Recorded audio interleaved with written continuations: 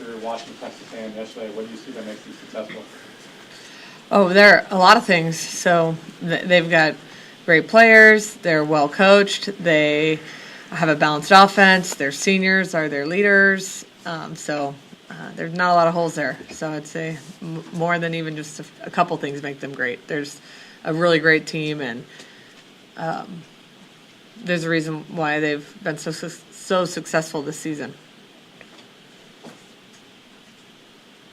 Rebecca, now we know this is your last match of debating on Sunday. What does the moment mean to you to be able to have a celebration of debating Slayer one more time? It means a lot. I think it'll be really cool. I think just like a lot of gratitude for my last 4 years, and senior night was super special just with like recognizing that I've been here for 4 years and I've grown now, but it's another thing to make it this far in the tournament and to be able to do it at home. It like makes it real. This is my last time being a Husker in the gym in Devaney and all of that great stuff, so it's pretty cool. Danny, Matt Allmer talked a lot about how it was really hard to make you guys uncomfortable. What do you do in the gym during practice in order to instill that? I don't know if it's anything specific that we do in the gym. I think it's because we have great players at every position and we have depth. So you might try one thing, but once we pick up on it, we can set somebody else or move players around. Or it's pretty simple to adjust when you have a great team and great depth, and every position is as strong as it is. Taylor, last night you played all 6 rotations. Your coach said that she saw something in pregame that allowed that to happen. Did you feel any different? What made you so successful in the pregame where you got that confidence?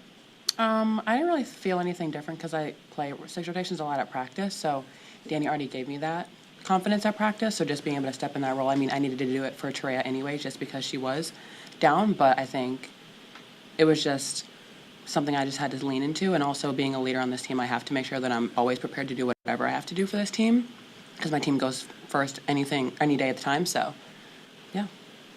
Taylor, how does it help, like all season long, the lineup has been changing?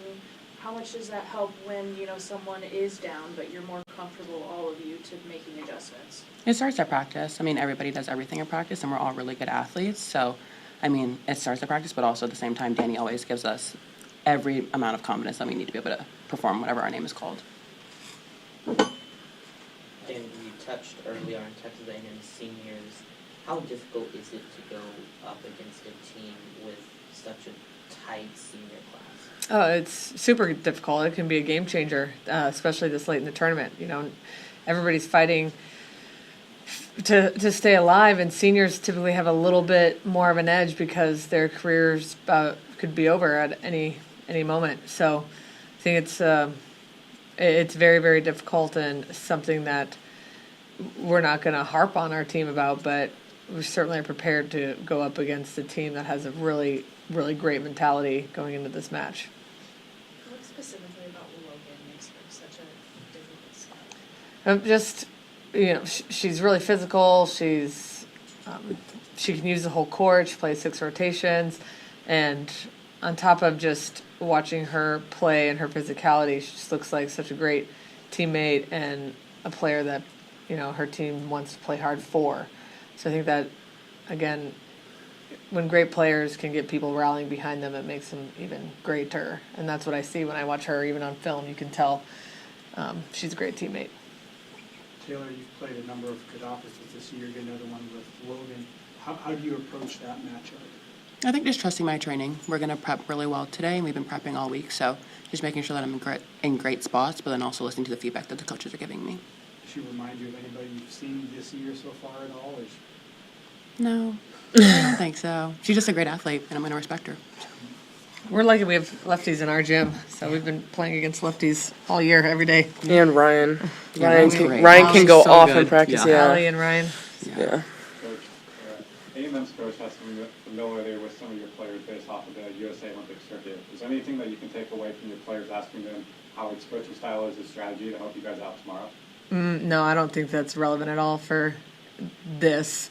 I mean, I think we're watching how he's coaching his A&M team and what they're doing, not our players, because they're all very different. And I think great coaches coach players the way they need to be coached, and individuals, not just general. And I know he's a great coach, so I'm sure he's coaching his players at A&M much different than he coached the players here that he coached at USA.